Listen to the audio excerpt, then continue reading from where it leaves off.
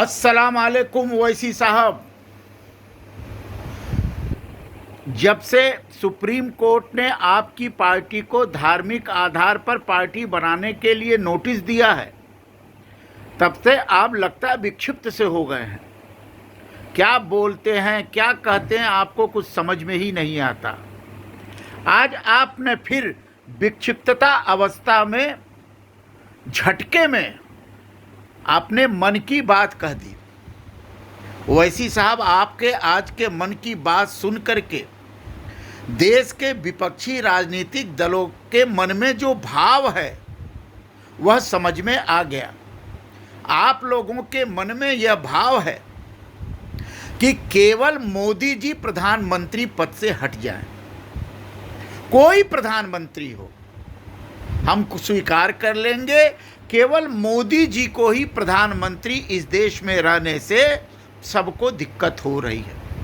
मोदी जी को हटाना है, किसी को प्रधानमंत्री बनाना है, यह ओवैसी जी आपका और समस्त विपक्षी दलों का नारा बन चुका है। ऐसा समझ में आया। मोदी जी से इतना खौफ खा रहे हैं आप, मोदी जी के व्यक्तित्व से, मोदी जी के राष्ट्र के प्रति समर्पित भाव से काम करने से, मोदी जी के मैं हूँ चौकीदार वाले नारे दे, मैं हूँ सेवक के, मैं हूँ प्रधान सेवक के नारे से आप इतने डर गए हैं कि कहीं ऐसा न हो कि 2024 में अगर फिर मोदी जी आ जाएंगे तो विपक्षी दलों का सुपड़ा साफ ही नहीं होगा। सारे विपक्षी दल अपने आडंबर के बल आधार पर बिल में घुस जाएंगे, ये डर है आपको। इसीलिए आज आपने ओवैसी जी, आपने अपने मन की बात कही। आपने क्या कहा आपको पता है? आपको तो याद ही नहीं रहता कि आप क्या कहते हैं। बाद में जब याद दिलाया जाता है तो आप बगले झांकते हैं। ओवैसी जी, आपने ये कहा ना कि अब इस देश को कमजोर प्रधानमंत्री की जरूरत है। फिर सुन लीजिए, आपने ये कहा कि अब इस देश को कमजोर प्रधानमंत्री की जरूरत है। मजबूत प्रधानमंत्री को पिछले 8 सालों से जनता ने देख लिया है। मजबूत प्रधानमंत्री मजबूतों की मदद करता है। जब कमजोर प्रधानमंत्री आएगा तो कमजोरों की मदद करेगा, ये आपने भाव दिया। प्रधानमंत्री नरेंद्र मोदी को मजबूत प्रधानमंत्री आप बता रहे हैं। ये अच्छा हुआ कि आपने लोगों की आंखें खोल दी कि वास्तव में प्रधानमंत्री नरेंद्र मोदी इस देश के लिए इतिहास के सर्वाधिक मजबूत प्रधानमंत्री हैं। ये ओवैसी जी आपने स्वीकार कर लिया, ये बात बहुत सही है। अब रही बात कमजोर प्रधानमंत्री की। क्यों कमजोर प्रधानमंत्री चाहिए?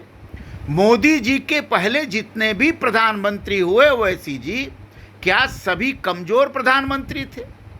नेहरू जी क्या कमजोर प्रधानमंत्री थे? इंदिरा जी क्या कमजोर प्रधानमंत्री थी?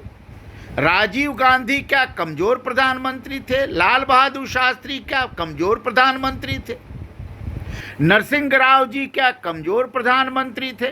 देवेगौड़ा क्या कमजोर प्रधानमंत्री थे? अटल बिहारी वाजपेयी जी क्या कमजोर प्रधानमंत्री थे? इसका मतलब तो यही हुआ ना ओवैसी जी कि मोदी जी के पहले जितने भी 15-14 प्रधानमंत्री इस देश में हुए, सब कमजोर प्रधानमंत्री थे और मोदी जी इतिहास के सर्वाधिक मजबूत प्रधानमंत्री है। ये आपके वक्तव्य से समझ में आ रहा है। आप मोदी से इतना डर गए कि उनको महामानव, मजबूत प्रधानमंत्री आप बताने लगे, इतना डरे हुए हैं। पर कमजोर प्रधानमंत्री होगा तो आपको लाभ होगा, सौदेबाजी में आपको लाभ होगा, वोट बैंक बनाने में आपको लाभ होगा, आतंकवाद को फैलाने में आपको लाभ होगा, धर्मांतरण कराने में आपको लाभ होगा, ठीक है ना, अल्लाहू अकबर कहलवाने में आपको लाभ होगा, ठीक है, भारत के फिर से इस्लामीकरण करने में आपको लाभ होगा।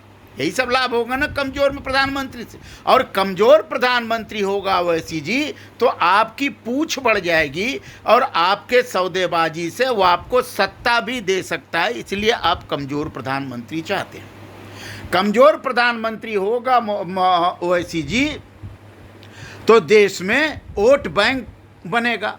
वोट बैंक बनेगा तो वोटों के आधार पर चुनाव होंगे, आपका कद बढ़ेगा। आपका तो कद ही नहीं बढ़ने दे रहे हैं मोदी जी। सबका साथ, सबका विकास, सबके विश्वास कह करके मोदी जी आपके कद को ही बौना कर दिए, इसलिए आप कमजोर प्रधानमंत्री चाहते हैं।